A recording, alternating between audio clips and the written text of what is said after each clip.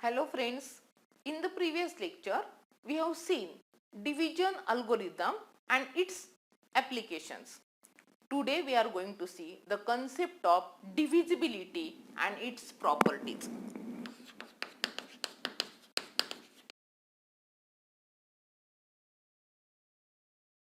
So an integer b is said to be divisible by an integer a where a is not equal to 0 if there exists an integer c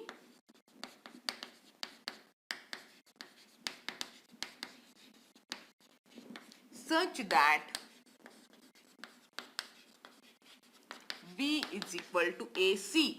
This c is integer, that is important. So we say that b is divisible by a if there exists an integer c such that b is equal to ac, and we write this as a divides b. So this is notation for divides. We read this as a divides b, or we can say b is divisible by a, or we can say a is divisor of b, or a is factor of b, b is multiple of a. Anyway, there are many ways to write the same expression. B is multiple of a. So whenever we have b is equal to ac, we always say that a divides b, or b is divisible by a is divisor of b, a is factor of b, or we can say b is multiple of a. Note that if a does not divide b, we write it as a does not divide b. See the notation. This is notation for a does not divide b. For example,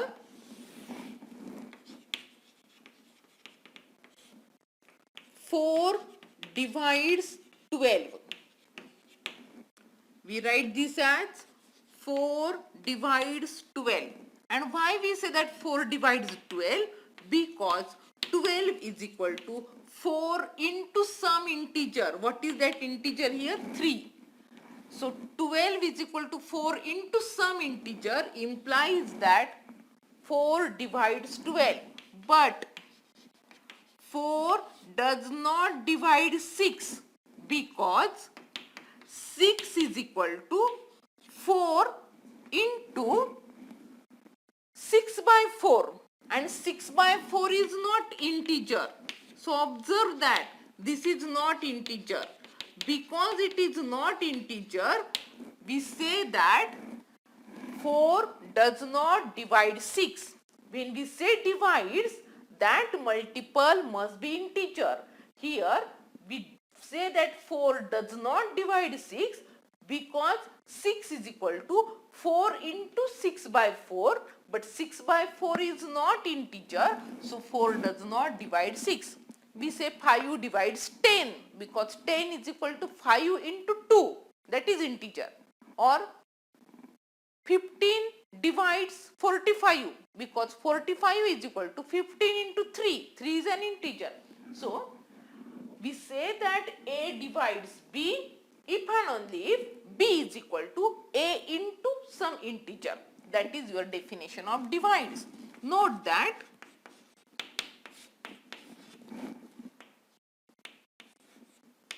any non-zero integer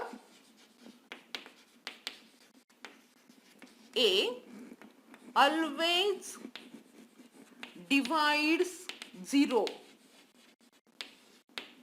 That is, A always divides 0 because 0 is equal to A into some integer. That integer is nothing but 0. 0 is A into 0, so obviously A divides 0. So every non-zero integer A always divides 0. Every non-zero integer A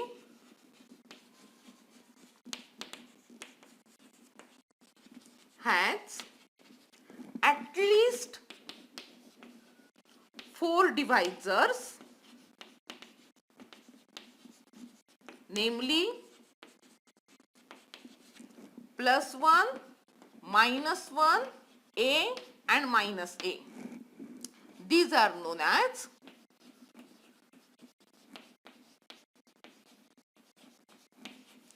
improper divisors of A.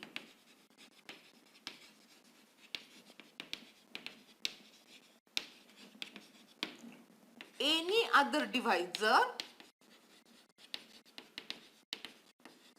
is known as of A is known as proper divisor of A. For example, divisors of 12 are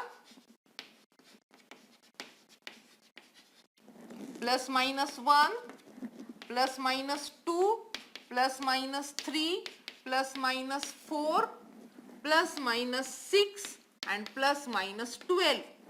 So, +-1 and +-12 are known as improper divisors, and +-2, +-3, +-4, +-6, these are known as proper divisors of 12. Now we will see some properties of this divisibility.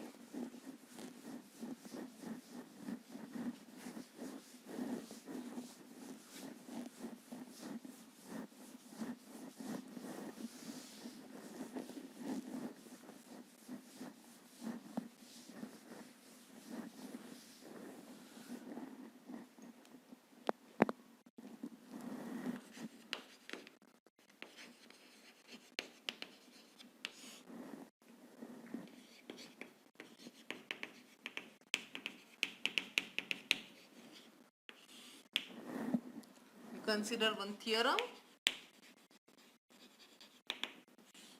Let A, B, C, M, X and Y all are integers.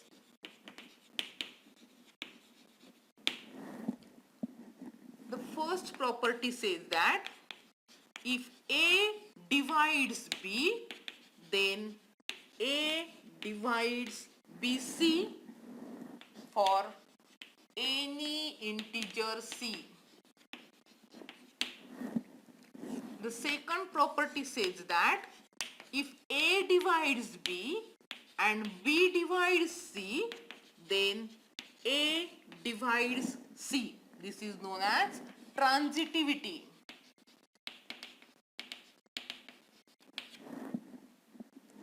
The third one is if A divides B and A divides C, then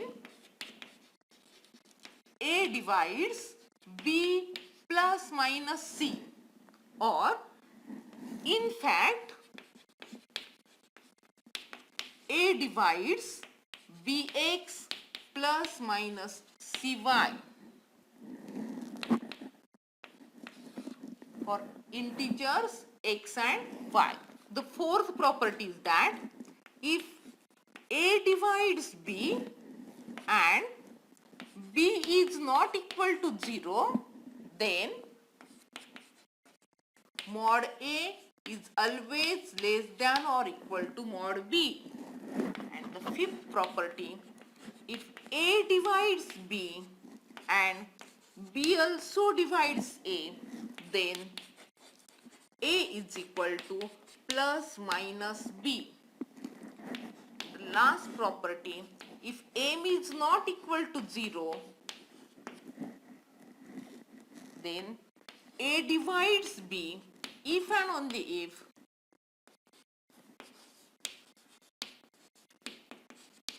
MA divides MB. So we will prove all the property one by one. Consider the first one. It is given that A divides B. So it is given that A divides B. By definition of divisibility, A divides B means there exists some integer such that B is equal to A into the integer. So we will say that A divides B means B is equal to A into some integer. I will say K, where K is an integer. So K belongs to Z. That is important. When we say divide, that multiple should be integer. So B is equal to AK, where K is an integer. We want to prove that A divides BC. When we say that A divides BC, if BC is equal to A into some integer, so multiply this by C. Multiply both sides by C. We get BC is equal to AK into C, or it can be written as A into KC. So BC is equal to A into some integer, because K is integer, C is given to be integer, the product of integer is again integer, so this is equal to, I will say A into K1, where K1 is equal to KC is again an integer, it belongs to Z, it is an integer. So we are able to express BC is equal to A into some multiple which is integer, implies that A divides BC, because BC is equal to A into some integer multiple. Second one, it is given that A divides B and B divides C, and we want to prove that A divides C. This property is known as transitivity. So given A divides B means that B is equal to A into some integer, say K1, and B divides C means C is equal to B into some integer K2, where K1 and K2 are integers. So I will say they belongs to Z. Now we want to prove that A divides C. So I should get C is equal to A into some integer. So consider C.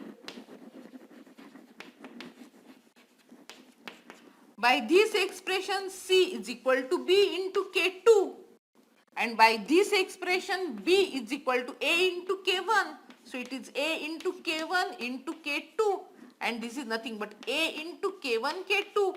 K1 and K2 both are integers. The product of integer is again integer.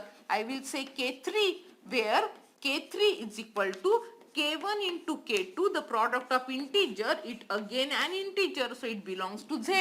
So observe that C is equal to A into K3, where K3 is an integer, implies that A divides C. We say that A divides C if C is equal to A into some integer. We have shown that A into K3, where K3 is again integer, being the product of integers, and therefore A divides C. Consider the next one, that is third one. It is given that A divides B and A divides C, and we want to prove that A divides the sum or difference of B and C. So because A divides B, this implies that B is equal to A into some integer, and because A divides C, C is equal to A into some integer K2, where K1 and K2 both are integers, they are in Z. Now consider the addition or difference. So consider B plus minus C. B is nothing but AK1 plus minus C is nothing but AK2. A common from that, it is K1 plus minus K2. As K1 and K2 are integers, their addition, subtraction is again an integer. So it is equal to A into K3 where K3 is equal to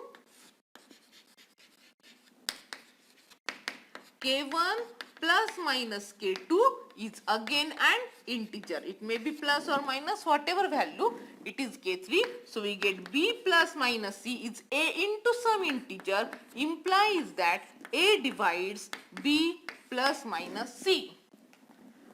Now observe that we have A divides the addition or subtraction. We are going to prove that.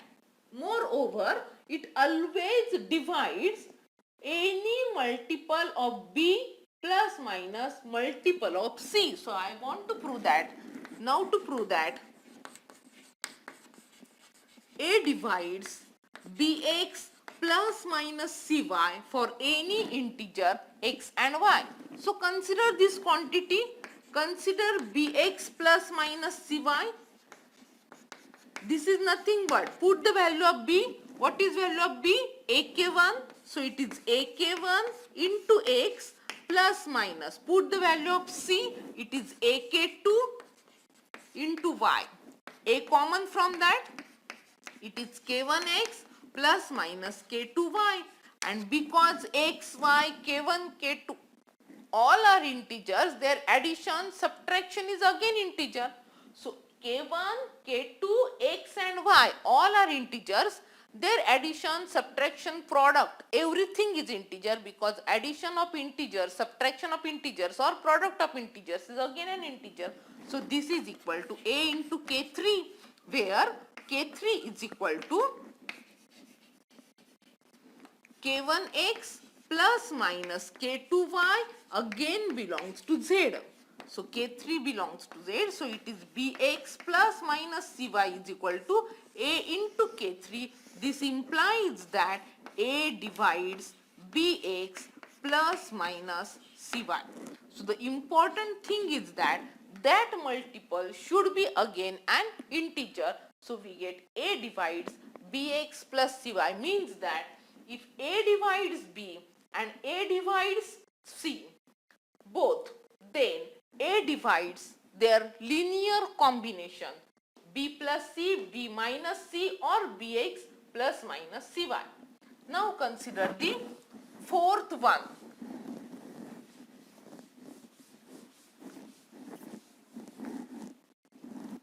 Consider fourth one. Given that A divides B, because A divides B, this implies that B is equal to A into K where K belongs to Z. This implies that mod B is equal to mod AK. That is mod B is equal to mod A into mod K.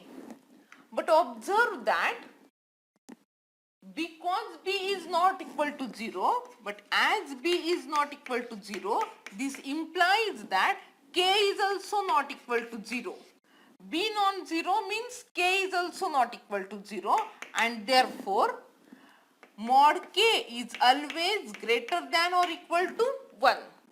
And therefore putting mod K value greater than or equal to 1 in this expression 1, so put mod K greater than or equal to 1 in equation 1, we get mod B is equal to mod A into mod K. This mod K is greater than or equal to mod A into 1, that is nothing but mod A. So observe that mod B, it is greater than or equal to mod A, or mod A is less than or equal to mod B.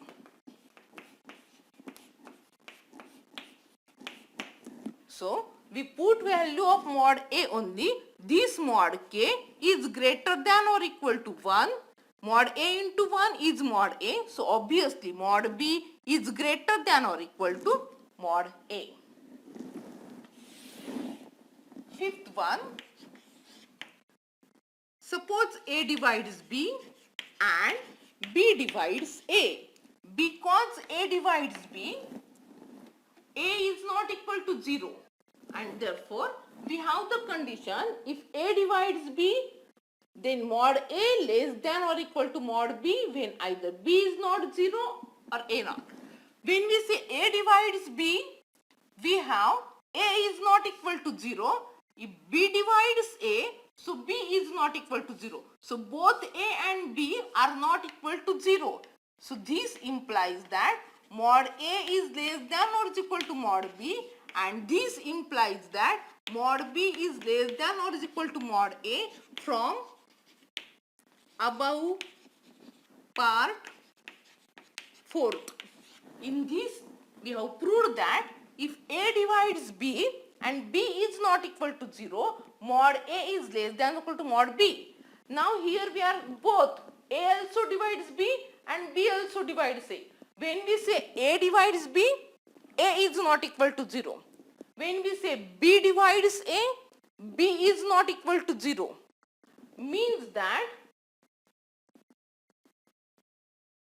A and B both are not equal to 0. So in the first case, A divides B shows that mod A less than or equal to mod B, and B divides A shows that mod B less than or equal to mod A. So this together implies that mod A is equal to mod B, and if mod A is equal to mod B, A is obviously plus minus B, and therefore when A divides B and B also divides A is always equal to plus minus B. See the next part. It is given that M is not equal to 0. So it is given that M is not equal to 0. See the first part. Suppose it is given that A divides B. So this implies B is equal to A into K for some K belonging to Z. Now multiply both sides by M because M is not equal to 0. So we get MB is equal to MA into K by multiplying by M.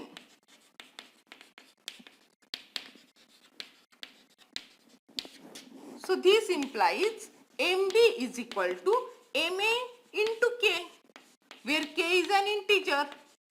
So by definition of divisibility, this implies that MA divides MB. So whenever A divides B, we get MA divides MB.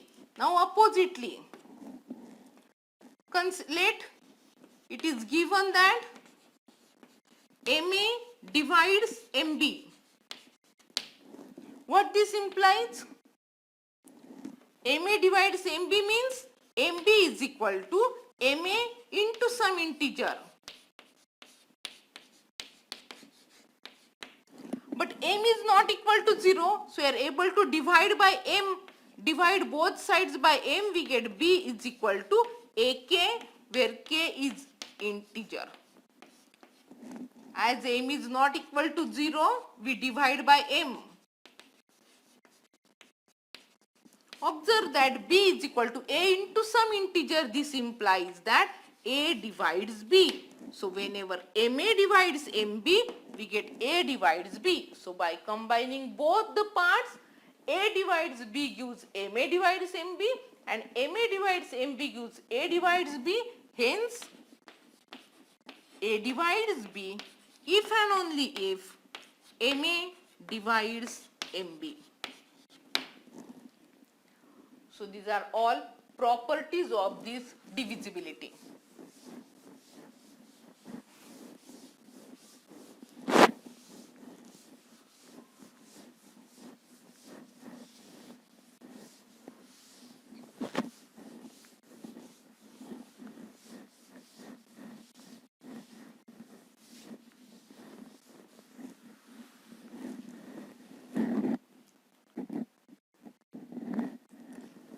Consider some examples. Prove that n into n plus 1 is divisible by 2 for any integer n. We want to prove that this is divisible by 2. So apply division algorithm. So by division algorithm,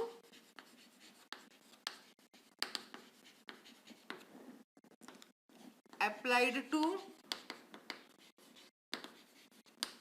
n and 2, that is we are dividing n by 2, there is some quotient and there is some remainder. The property of remainder is 0 is r is less than 2, and because it takes the value 0 or 1. So apply division algorithm to n and 2, we get n is equal to 2q plus r with 0 less than or equal to r less than 2, that is n is equal to 2q plus r where r is equal to 0 or 1. Consider the first case. Suppose r is equal to 0. So put in 1. This implies n is equal to 2q. We want the expression n into n plus 1. So consider the expression n into n plus 1. N is 2q into 2q plus 1. This is nothing but 2 into bracket q into 2q plus 1. We say it's k, 2k, where k is equal to q into 2q plus 1 is an integer. Observe that n into n plus 1 is equal to 2k implies that it is divisible by 2. So n into n plus 1 is divisible by 2 by definition of divisibility. Now consider case 2. If r is equal to 1, so put r is equal to 1 in equation 1. We get n is equal to 2q plus 1.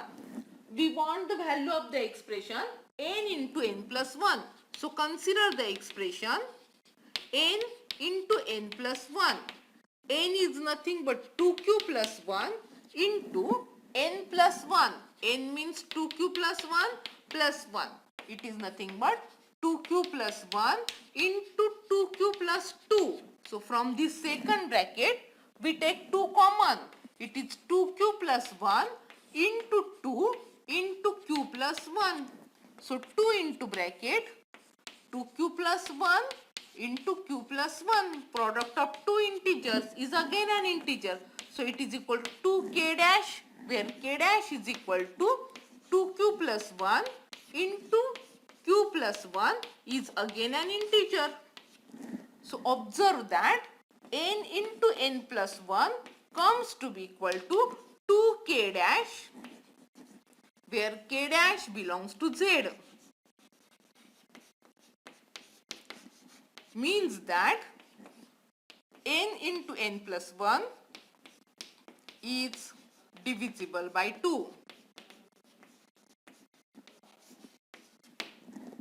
So we know that n into n plus 1 for any integer, it is nothing but product of consecutive integers, and obviously product of consecutive integer means one is even, other is odd, and product of even and odd is always even, and it is divisible by 2. Even is always divisible by 2. But using division algorithm also, we are able to prove that n into n plus 1 is divisible by 2.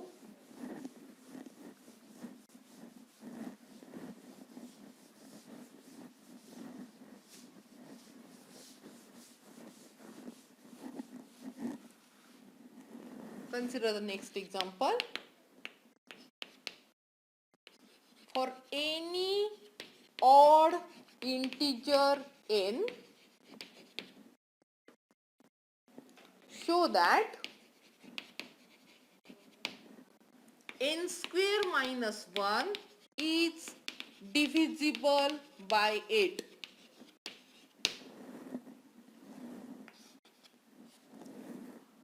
So it is given that n is odd integer. We know that even integer is always expressed as 2k and odd integer is always expressed as 2k plus 1 or 2k minus 1. So because n is odd integer,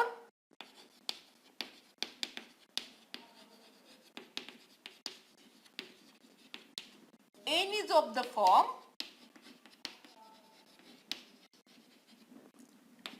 plus 1 say, where k belongs to z. We want to find the value of n square minus 1. So consider the quantity n square minus 1. N is nothing but 2k plus 1 bracket square minus 1. Consider the square.